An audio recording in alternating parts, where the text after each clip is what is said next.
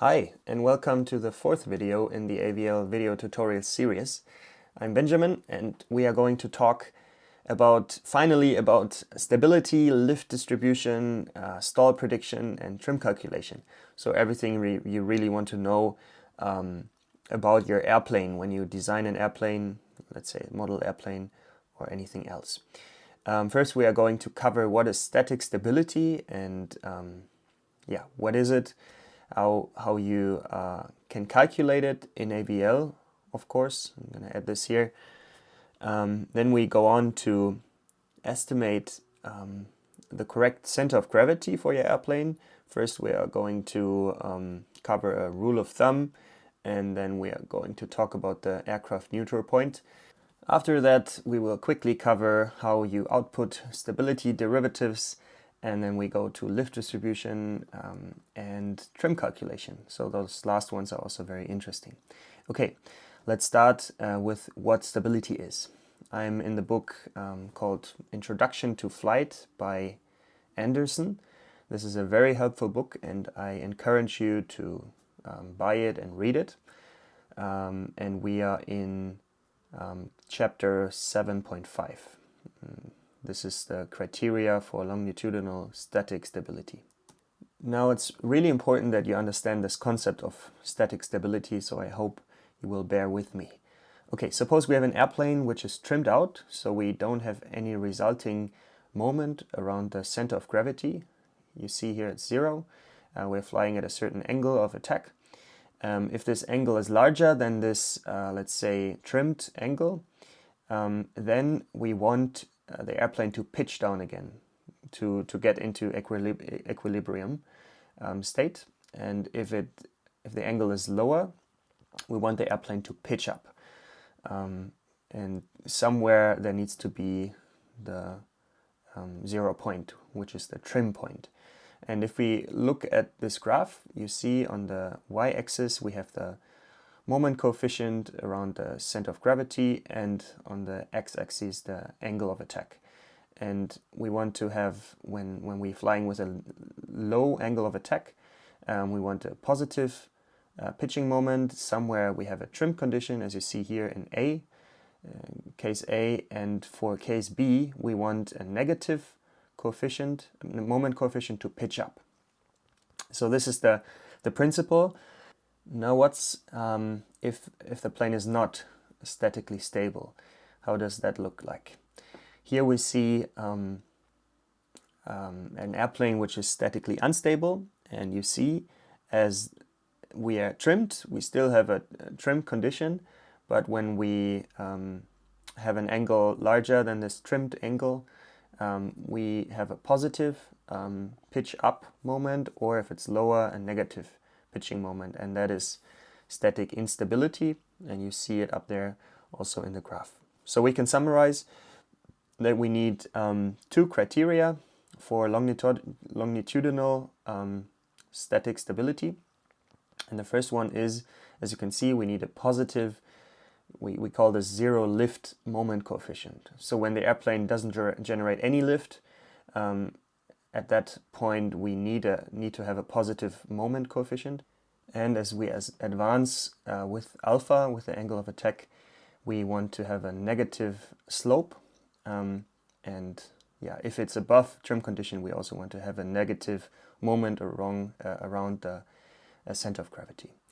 Okay, so that's good. Now we know what we need. So first, negative moment coefficient curve and a 0 lift moment coefficient larger than 0. Okay, now in order to actually calculate it, I'm going to open the run case we already know from the previous videos, and I'm just going to copy the last run case, this section, and insert it there and edit a few things. So we say for this run case, because we want to know the 0 lift moment coefficient, we are going to call this stability 0 lift run case. And in order to have 0 lift, let's trim alpha for 0 lift here, 0 lift moment lift coefficient. And we also don't want to trim for any pitch moment coefficient, so we're going to set this to 0 too. and the rest should be fine. Yeah, bank angle also to 0. The rest should be fine. So I'm not gonna worry about all these numbers. No, I don't want to purchase. Now, as before, I would like to use the input sequence file just to make life easier. So I'm going to copy this input sequence, paste it in here, hit enter, and then also set the mass for all the run cases. I think it's already set, but it doesn't do any harm to do it again. Okay, now I'm going into the operating menu, and let me just go into the run case number 4. Up here we're still in 1, so go into 4. We are in 0 lift stability. You can see we are trimming for 0 lift, and hit enter, hit X for execution. This is the Treffz-plane output, and you can see actually that we do have, up here is the moment coefficient. We have a positive moment coefficient at 0 lift. So that's good. Now we still want to know the slope, that is Cm alpha, the derivative. And we can do that by exporting the stability derivatives over the command st. And let's output it to this directory, put in the directory and type in stability.txt or something else. And there you see a new file popped up and it was created. Let's have a look quickly how this file looks like. Now, don't be bothered by all the numbers. It's rather easy to read. So we see we are in the run case stability 0 lift, and we have the top just gives us our conditions, flight conditions. We have 0 lift total, and Cm at 0 lift is positive 0.36. For the negative slope of the coefficient, moment coefficient, we see here that indeed we are good, we are statically stable, and you see a lot of other values here which are quite helpful if you do flight mechanics and all these things later with this model. And down here we even have the neutral point. Just keep that in mind for later. You can also find it here. Okay, that should be enough for this part, and let's head on to the next calculation. As you can see, I added already some subpoints for the correct center of gravity estimation. The first one is the rule of thumb. We're going to talk about that, and also about the aircraft neutral point, which is below there. Okay, let's quickly start. What is this mean aerodynamic chord? It's abbreviated MAC, and it is basically a representation of the whatever shaped wing, an aerodynamic representation. So if you take this mean aerodynamic chord and you make a rectangular unswept wing out of it, it will have similar aerodynamic characteristics as the original wing where it is calculated from. Now you can calculate the mean aerodynamic chord through some arithmetic, or there are some online calculators. I will put a link below the video where you can calculate it. To summarize, the mean aerodynamic chord is just a concept how you can break down all the difficult geometry into one simple number or a few numbers, and how you can assume where the lift is generated. You can calculate it here, you see it for a tapered wing, or there are some online calculators too.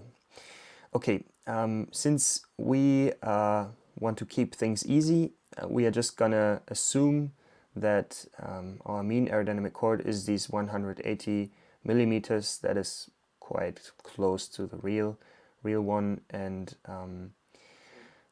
let's say the front, the X position also is the leading edge position. So that equates to that our center of gravity should be at around 360 millimeters. And this is the rule of thumb. Just say 1/3 of the chord length or mean aerodynamic chord. That is not the same, but we are going to assume this for this easy presentation. Okay, to modify the x position, you just go into the modify menu and type in x and then 0.36 and enter, and it did take that. Now we return with x and calculate that. If we have a look at the Treffz-plane, we see that now our moment coefficient is rather low, so that's good. It's not pitching up so much as before. Now let's try something, and that is only possible when you really have the center of gravity well aligned. And we want to trim with alpha the coefficient of moment to 0. So we type in A, and then we want to type in APM equals 0 and execute it. And indeed now we find the angle of attack for which the moment coefficient is 0 at all the deflections of the elevator and so on are also 0. So this is an optimum trim condition for this airplane. As you can see, we are flying at a CL of 0.7, so that's also good in a reasonable range. Let's put a flap deflection on there. So now we have 5 degrees, and we still see that our angle of attack now is a bit higher because this flap creates some more pitch moment because it's on the back of the wing, and for 10 degrees also even larger angle of attack where our airplane is trimmed. Okay, so that's good. That's the first part. We kind of verified this rule of thumb, and let's save this run case file into our existing file or override it. And now let's come to the second part, which is the neutral point. Just as a reminder, the neutral point is the point where all the lift can be boiled down to, and where when the angle of attack changes, the moment will not change, but only the lift force. Okay, so what we want to have for static stability is that the neutral point is behind the center of gravity. Okay, so actually with this question we want to know how far rearwards can we shift the center of gravity until we get statically unstable. Let's have a look first at RAMA. This is called Aircraft Design in the chapter Stability Control and Handling Qualities on page 417. And here we see that the most aft CG position for a typical aircraft has a static margin of 5 to 10%. So what's this static margin? It's just the normalized distance between the neutral point, aircraft neutral point, and the center of gravity. So I'm going to type this in here. So we want to have a static margin of 10%, and we say the distance between the neutral point and the center of gravity divided by the reference chord, actually, that should be 0.1. And if we just restate this equation, move some variables, we will find that our center of gravity is just the neutral point minus these 10% of the reference chord. So that is the kind of rearwards position. The reference chord is about 160 millimeters here. Watch the video 1 in order to understand what this reference chord is. And if we do a quick calculation in the head, it should be around 0.42 millimeters from coordinate system origin. So let's put this in and see what happens. We are in the modify menu, and we are going to set x to 0.42, I believe. Yes, 0.42. The equal sign here is a mistake. I'm gonna fix this. Actually just type in without an equal sign, of course, 0.42 and x calculated by typing x, and save it to our directory here in Ben's airplane. I'm gonna put this in there quickly, and I'm gonna name this stability. Actually, yeah, let me name this center of gravity rearwards. So that's the most rearwards center of gravity. And let's have a look at our CM alpha, if it's still negative, and indeed it is. So our calculation kind of is confirmed. This plane would still be statically stable, although it would probably need a good trimming amount.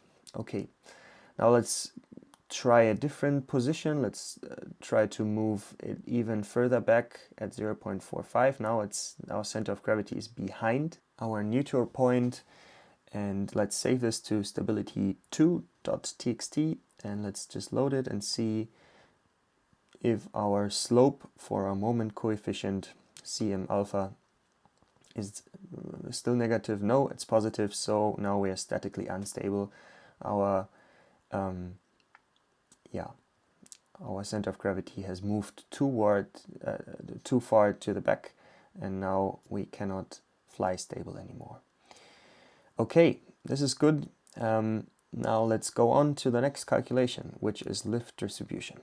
Okay, let's come to the second part of the fourth video. That is the lift distribution and the Treffz-plane and so on. And we will talk about the induced drag, elliptical lift distribution, and span efficiency, and later about stall prediction and taper. Okay, so we will have a look at the book Introduction to Flight again from Anderson, and as you can see, we're in section 5.12. And we want to build a very efficient wing. And first of all, of course, we have the airfoil drag, but we also have a drag due to lift, which is called the induced drag. And as you can see here, there's some vortices at the end of the wing, and you know that for sure. I think we talked about it in a previous video too. And this induced drag is due to an induced angle, which is induced by these vortices at the end of the wing tips. And you can calculate the induced drag, which is a quite easy formula, just CL squared divided by pi and the aspect ratio. And you see here that the lift distribution has a significant influence to this induced drag. And for non-elliptical, so for elliptical wings it is minimal, and for non-elliptical wings we have a span efficiency factor up here, E, which mitigates this difference. And this efficiency factor, span efficiency factor, we can read that off in an AVL calculation, and I'm going to show you how to do that quickly. Okay, now we have our previous calculation going on. As you can see, we have 0 lift, and of course our span efficiency factor is 0 then, because we don't produce any lift in total. Now we go into the landing configuration, where we are at CL 1.2. We don't want any side slips, so I'm just turning that off. And as you can see now, we have a proper lift distribution here. You see that curve, and the efficiency is at 0.84. That's not too good. Let's turn off the flaps by hitting D1, D1, and 0. Now our flaps are 0, and you see we have a different lift distribution, and our efficiency factor is actually over 1. That is because the lift of the tail, which is also producing positive lift, is also being included in the total lift calculation, and so that's why we are over 1. Now let's come to the second part, that is stall prediction. And we are going to first have a look at the airfoil polar and see what is the maximum CL value we can achieve. and we are going to do that with the program XFoil, which is also was developed by Mark Drieler. You can view this just as a small add-on. If you can't follow completely, don't worry, but we are going to use this tool called XFoil. Okay, I'm gonna copy the absolute path. It's very similar to AVL in the way it is used, and we type in load and also the airfoil definition file. It's always good to set the iteration number higher. Actually, yeah, we also have an operating menu in here. First, we are going to type in V, that's for viscous, type in the Reynolds number, that's 2 to the power of 5, and we also want to set the iteration number to iteration limit to 200, so it would iterate more often for each point. Now with PACC we accumulate polar data, that's good for the output later, and we give it this name.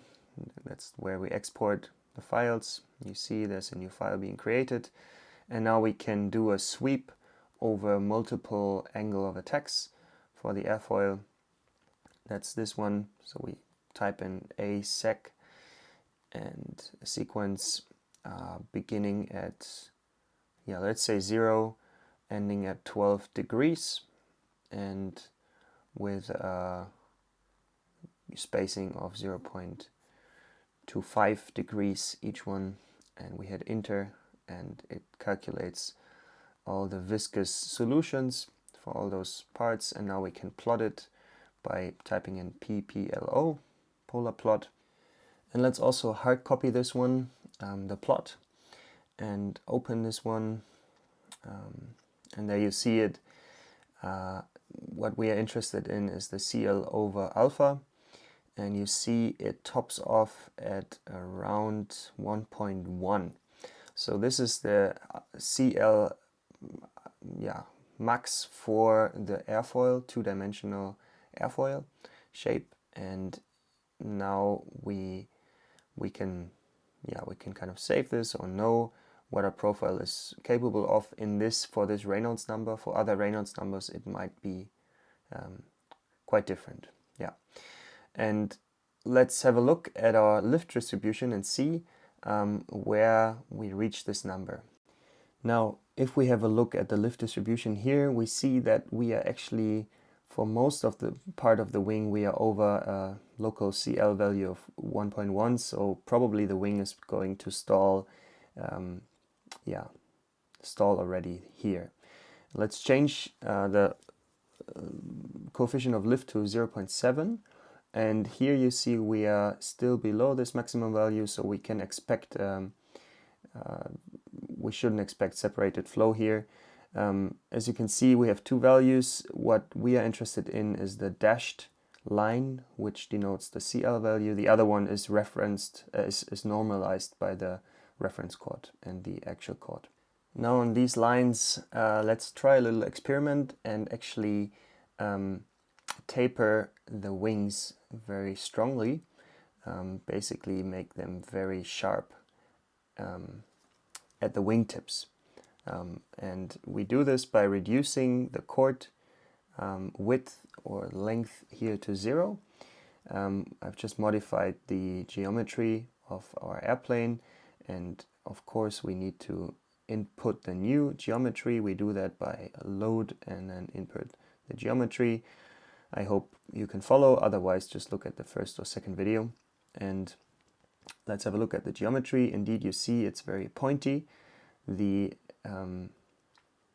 wingtips, and let's calculate it and look at the Treffz-plane at the lift distribution, and you see how the local CL value is very, very high because our chord is so small, and this is always a problem. This is always a problem, and stall will surely occur at the wingtips here. Now let's see in the literature. This is the book by Schlichting and Prandtl called Aerodynamik des Flugzeugs, a German book, and we have down here a little chart, a little graph. You see for the taper ratio of 0, the local CL value, so this eta is the span-wise location, the local CA value, which is equivalent to the CL value, coefficient of lift, is going very high here, so we have a unequal loading, and we will probably have stall will occur at large angles of attacks first at the wingtips, and we lose efficiency for aileron. Okay, this is another output from my bachelor thesis actually. Yeah, just comparing those two taper ratios 0 and 1, and you can see that for the highly tapered wing there is a problem at the wingtips. Yeah, so always try to avoid this, because an airfoil in viscous flow can only produce so much lift, and that is defined by the CL max. Great, now let's go on to the next part, the last part, that is the trim calculation, and that is indeed very useful. So I hope you still bear with me. We want to model 3 different flight conditions. One is the landing configuration, flaps down. Let's say we want to reach a velocity, a stall velocity of 7 meters per second, and the turn bank flight, that's 45 degrees. And for the looping flight, let's have a load factor of 2. And the load factor is just a ratio between the produced lift and the weight. So we want to produce double the lift as we need for level flight. Okay, in order to adapt these run cases, which we need to do, we are going to load our model into AVL and also a run case, and by that then we can modify the run cases in AVL. That's a bit easier, I would say. You can also modify them manually, but we don't want to do that. Before we set the mass again for all the run cases, let's modify the mass of the airplane, because as we have seen, we are already quite close to the stability margin. So let's copy this line, the last line, and just add a, let's say, battery line. So we haven't defined a battery yet, and let's say the mass for the battery is 180 grams. The exposition is at 100 millimeters, and the rest should be fine. Let's just call this battery quickly, save it, and then load the last line again, the mass, into our program, and use mset to apply all these masses to the run cases, mset 0 actually. And as you can see up here, we have a new center of gravity position at 0.35, which is more closer to a good CG position. Okay, now what is our first flight condition? Our first trim calculation should be the landing configuration, flaps down at a airspeed of 7 meters per second. So let's go into the second run case, that's the landing configuration, and as you can see here, the flaps are 20 and the CL value is 1.2. We can modify, for example, the flight speed in the submenu C1, and that is for level flight and banked flight. And here you see we can it connects automatically the airspeed. If we type in V7, you see that our CL value is quite high, maybe too high. We will probably have some stall at the wing. So that's why, it's because our mass also increased and we're just too slow.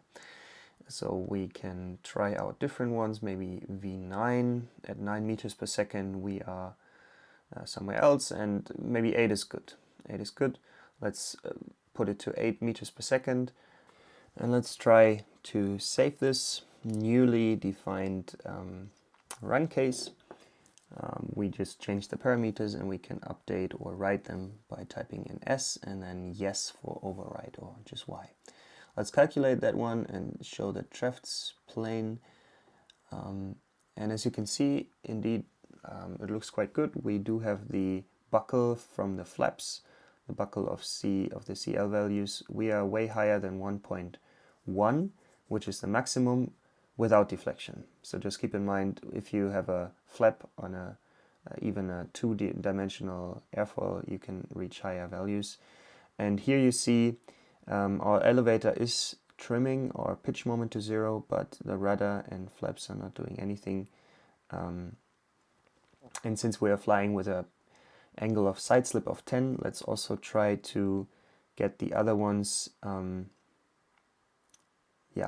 be trimmed. And as you can see here, D2 is aileron, so we type in T2. The roll moment should be 0. So our aileron now trims our roll moment to 0. And the same for the rudder. Rudder is D4, deflection surface 4. D4, yaw moment to 0. That also works. And let's save that again so we don't make any mistake. And run it by typing in X, execute, and show the Treffz-plane, the new Treffz-plane is in. And as you can see, the rudder actually needs a quite large of a deflection, and also our aileron is deflected by 3.9 degrees. And this is how the lift distribution looks like. We can have a look at the geometry and the deflection by typing in G, and then CA for the camber. And back here you see how the rudder is being deflected. And let's also have a look at the flaps. Just go down and there you see them. They are also being deflected by 20 degrees. Okay, let's go back and check our next task. That is, we want to turn a banked flight of 45 degrees, and for that we go into the third run case, which is the banked flight run case. Here again, as before, we can use the submenu, the C1 level or banked horizontal flight constraints, and just enter that menu and type in our bank angle, so C1, and you can see it also constrains the turn radius depending on the value of lift or lift coefficient CL and the bank angle. So if we type in the bank angle 45 degrees, we will have a different turn radius. Let's play around with a coefficient of lift a little bit. If we type in a higher coefficient of lift, say 1, then our turn radius will decrease because we are slower. And if we type in a lower value of CL, say 0.4, we will enlarge our turn radius because our velocity increases. Okay, that makes sense. Now we also want to trim in the banked flight, and as before, we just define our trim condition. So our aileron again trims the roll moment and the rudder the yaw moment, and let's execute it and save it. Sorry, save it before. Then let's execute it and show the lift distribution. And as you can see, our required deflection angles are very small, which is good. So it says we don't lose a lot of energy by deflecting our surfaces. We are at a very low angle of attack at the defined value or coefficient of lift at 0.4. So that's good. Even our turn radius here is defined by the R is the rate of turn here. So that's good. And we can go to our last and third trim calculation. That is the looping flight, n equals 2. And I've used this fourth run case here, and let's just rename it to looping flight. so we know what we do. And this previously was the zero lift file, so we need to add the lift, let's say 0.7, and we also want, we go into this menu C2. C2 is for looping flight, and there you can see there's a load factor defined, which I called N, they call it L here. Now let's set it to 2, L equals 2, and if we, for example, set another CL value here, C 0.7, then we see our load factor decreases again. So all these variables are interconnected. We also want to trim, so let's say that the elevator trims the pitch moment, D3 PM pitch moment equals 0, and let's run this one. And as you can see, our results look quite promising. We have a rudder deflection, an elevator deflection upwards, which makes sense, and the rest looks good, so we're done here. Great, so finally we are through, and I hope what you learned is the following. I hope you learned in the first video about the basics, what AVL is useful for, how does it work, and so on. The program structure, just as a recap. In the second video we modeled our own aircraft and defined the geometry in here. We talked a little bit about airfoil, datas, and we calculated later some drag polars. The extra video will still follow. In the third video we talked about the run cases, mass files, and actually we didn't do calculation. We put that to the fourth video. But in the fourth video then all the magic happened. Stability, lift distribution, stall, trim calculation, and so on. That was, I hope, quite interesting for you and useful. And later I save this for other videos. We will talk about flight performance analysis or estimation, dynamic stability, also very interesting, and troubleshooting. Okay, now before we end this video, let's do a very, very short recap of all that we learned, so you don't forget it. First, the geometry file. This is how it looks like. You just need to kind of plow through. It's not so hard. The next one is the run case file. This looks familiar, all the trim conditions. Actually, these files AVL can export quite beautifully itself. And then the mass definition file. Okay, and the last thing we have here is the input sequence, which we just used as a tool to save some time. Okay, and let's now just go through. We input our geometry, say mset0, to apply all the masses to all the run files. Sorry, just the mass to the run file. In the operation menu, upper menu, that's where we spend most of the time. And we want to go to the run case number 2. And for all the run cases, we compute the solutions by typing in XX. And if we type in T, we have the Treffz-plane for the last calculation. Since we want to have a look at the second run case, let's compute that one again and type in T. Now we have the correct one we want to have a look at. And we can also look at the geometry once more. Just type in G and LO for the loading. I think that looks quite fancy. And CA for the camber activated, and by K you can just scroll around here and look at it from different angles. Okay, so far so good. Just keep in mind you can also hard copy all of this, and you can output in a lot of different formats, for example total forces. Actually, I think we haven't done this yet. Let's output the hinge moments, HM. So we just type in HM. And as always, we want to give it the correct directory, the path to the directory. Type that in, and let's name that hinge.txt. And then in this directory, a new file will be created. That's hinge.txt. Let's have a look at it. Very simple output here. yeah, you can read more about that in the AVL documentation. Just as a quick rundown, this is how you output information and various information.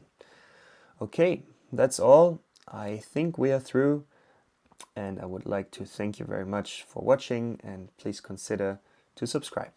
Oh, and if you did design your plane using this tutorial or that helped you, I would really like to know. Thank you very much. Bye bye.